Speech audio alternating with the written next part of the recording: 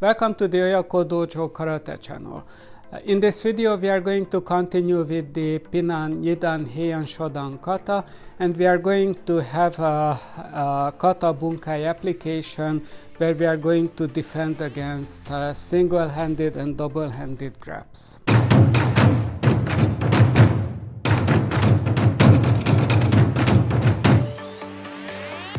The first sequence we are going to look at is the beginning sequence, Tetsuyuchi, punch and punch.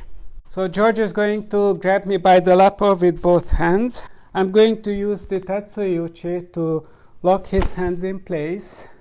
Then I'm going to take an angle and start punching him.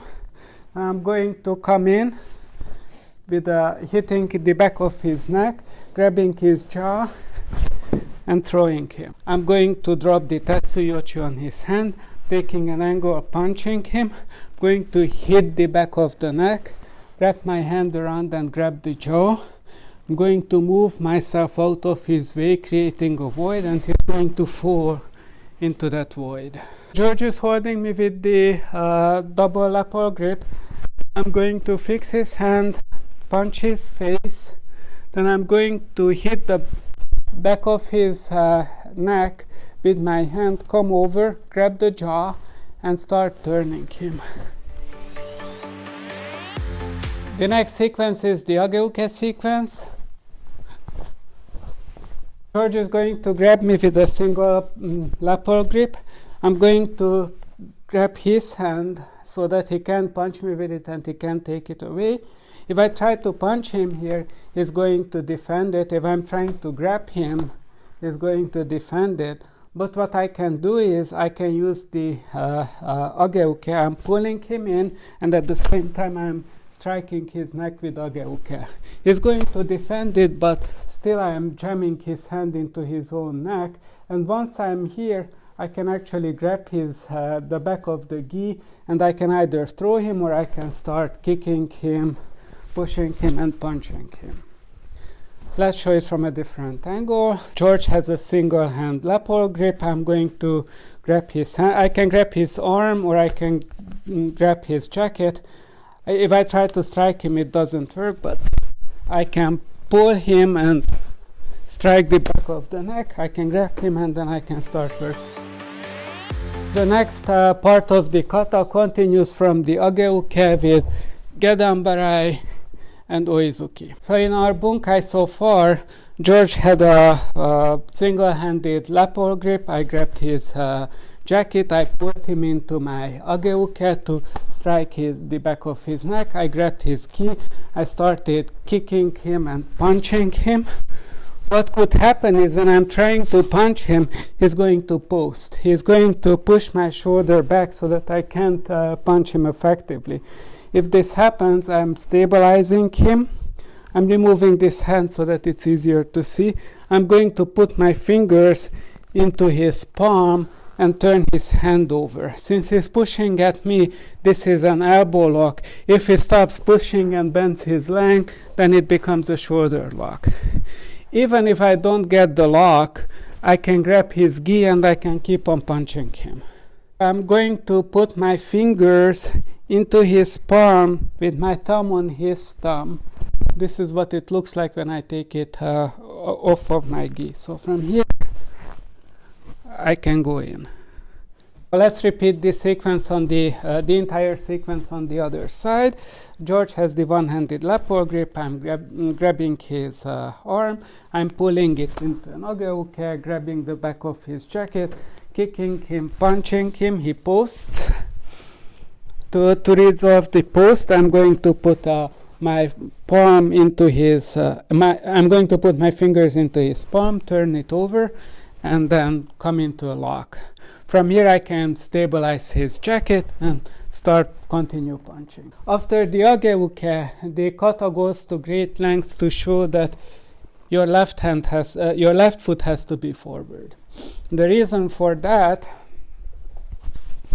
is that from this lock, if I step in with my right foot, the wrong foot, then he has an opportunity to grab it.